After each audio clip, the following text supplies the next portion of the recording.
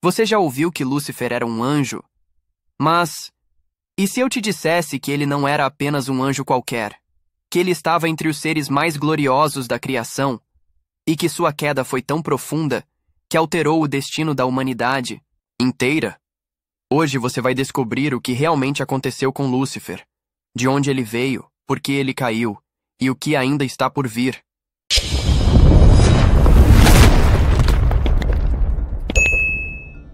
Antes do tempo como conhecemos, antes da terra, antes da criação do homem, havia ordem no céu. Deus criou seres espirituais poderosos, organizados em hierarquias celestiais. E entre eles, havia um que se destacava: Lúcifer. Seu nome significa, literalmente, portador da luz ou estrela da manhã. Segundo Ezequiel 28, ele era cheio de sabedoria, perfeito em beleza, e estava no Éden, o jardim de Deus. Mas esse texto, embora dirigido simbolicamente ao rei de Tiro, é interpretado por muitos estudiosos como uma descrição do próprio Lúcifer. Ele era adornado com pedras preciosas: sardônio, topázio, diamante, berilo, ônix, jaspe. Seu som era como instrumentos preparados. Ele era um querubim ungido, estabelecido por Deus. Andava sobre pedras de fogo. Tinha acesso ao trono. Ele era um símbolo de perfeição. Lúcifer não era um anjo qualquer. Ele era um querubim da guarda, o que indica uma posição altíssima no céu. Provavelmente estava ligado à adoração celestial. Talvez liderasse coros angelicais diante do trono. Sua aparência refletia luz. Sua presença impressionava. Isaías 14:12 também se refere a ele como estrela da manhã, caído dos céus, que dizia no coração: subirei ao céu, acima das estrelas de Deus exaltarei o meu trono. Ou seja, ele queria mais. Apesar de já ter recebido glória e honra, ele queria ser adorado. Ele queria ocupar o lugar de Deus. A Bíblia diz que achou-se iniquidade em Lúcifer. Essa iniquidade não veio de fora, não foi imposta. Ela nasceu dentro dele. O orgulho cresceu, o desejo por controle, a rejeição à soberania de Deus.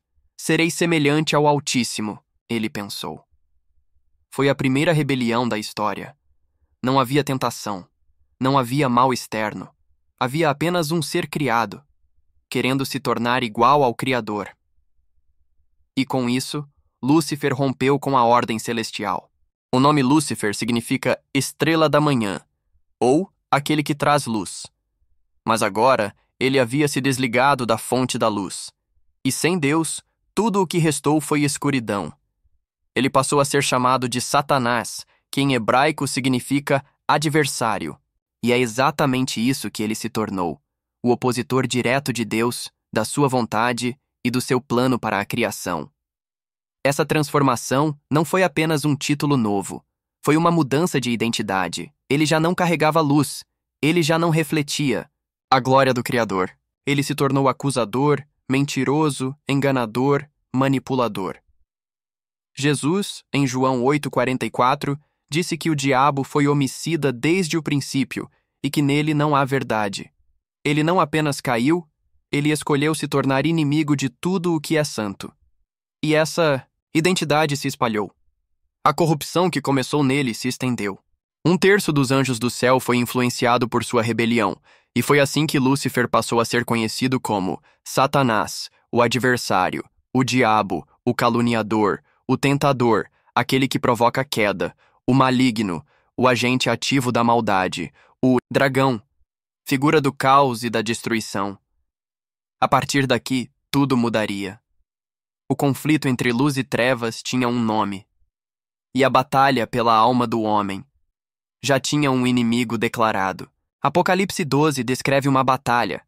Miguel e seus anjos lutaram contra o dragão, e o dragão e seus anjos lutaram, mas não prevaleceram.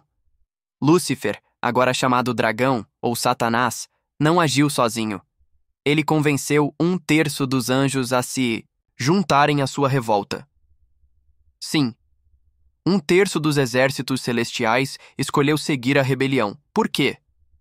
Talvez pela beleza de Lúcifer, talvez pelo seu carisma, ou talvez porque o orgulho, quando entra, cega. Essa guerra não durou. Foi rápida, foi decisiva. Lúcifer e os anjos caídos foram lançados do céu, expulsos, rejeitados, separados eternamente da presença gloriosa de Deus. A queda não foi apenas geográfica, foi espiritual, foi moral, foi eterna. Lúcifer foi transformado, de portador da luz, a príncipe das trevas, de adorado a acusador dos irmãos, de querubim da guarda a adversário eterno. Foi ele que, já como Satanás, apareceu no Éden. Foi ele que seduziu Eva. Foi ele que mentiu, que distorceu, que semeou dúvida. E foi aí que seu plano continuou: atacar a criação de Deus. Depois da queda do homem, Satanás passou a atuar com uma única missão: destruir o relacionamento entre Deus e o homem. Ele age como acusador, como enganador, como adversário. Ao longo da história bíblica, vemos sua ação: tentando Jó, enfrentando Jesus no deserto, inspirando perseguições, distorcendo verdades. Ele conhece as Escrituras. Ele manipula. Ele se disfarça de anjo de luz, mas nunca esqueça: ele é um derrotado. A cruz marcou sua sentença. A ressurreição de Cristo foi o selo final da sua derrota. Depois da queda, Lúcifer não desapareceu. Ele não foi destruído. Ele foi expulso, mas continua ativo. A Bíblia afirma com clareza: o mundo inteiro jaz no maligno. 1 João 5,19. O diabo anda ao redor, como um leão que ruge, procurando a quem possa devorar. 1 Pedro 5,8. Satanás age.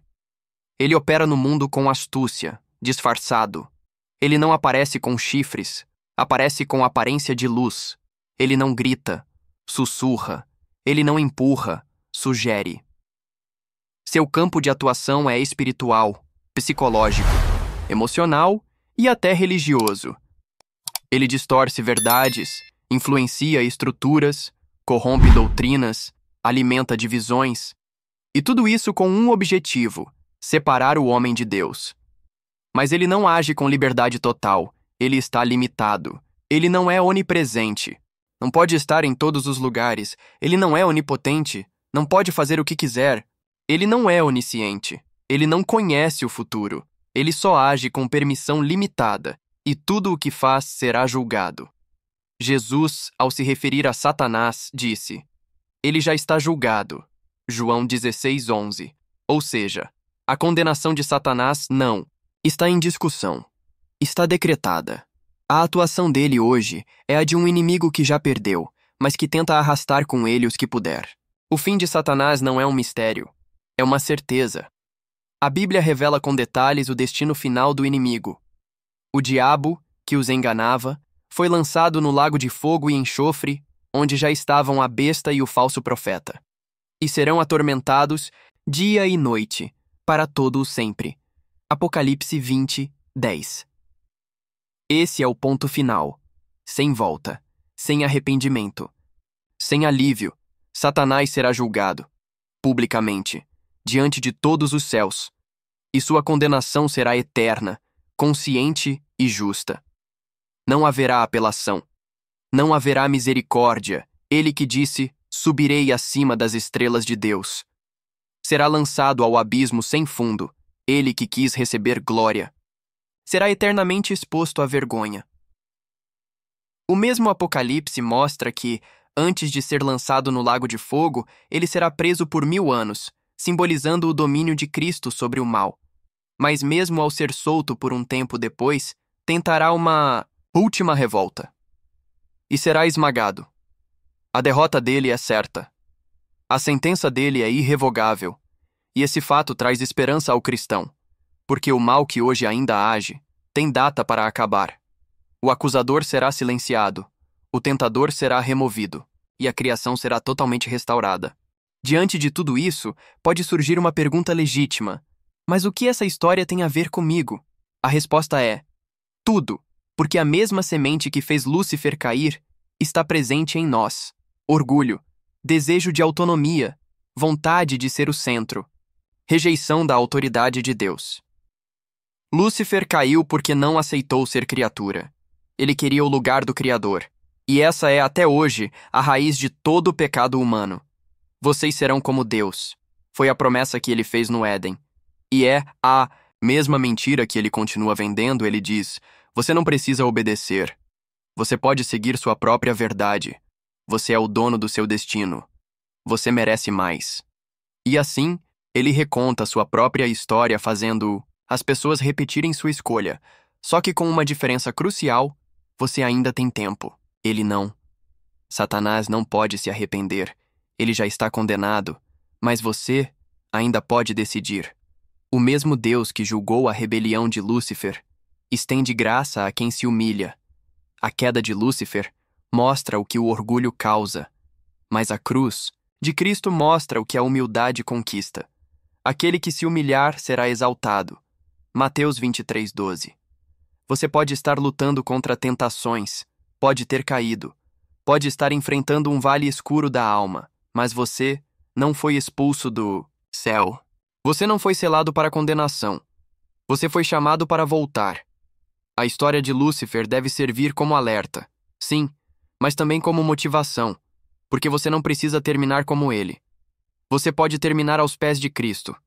Você pode ser perdoado, restaurado, transformado. Você não foi criado para se rebelar, você foi criado para adorar, e isso começa com uma escolha. A história de Lúcifer não é apenas um relato antigo, é um espelho, é um alerta, é uma oportunidade. Ela mostra o que acontece quando um coração se afasta de Deus. Ela revela o preço do orgulho, da ambição desmedida, da rebelião contra o Criador. Mas também escancara o contraste com o caminho de quem escolhe se render. Enquanto Lúcifer disse: subirei, Jesus disse: descerei. Enquanto Lúcifer tentou tomar o trono, Jesus abriu mão da glória para morrer numa cruz. E é por isso que hoje você tem uma escolha. Você pode repetir o erro da criatura que quis ser Deus, ou pode seguir o exemplo do Deus que se fez homem. E se essa mensagem falou com você, não ignore. Não trate como mais um conteúdo religioso. Isso é um chamado à consciência. É um convite à rendição. Se você sente que está afastado, volte.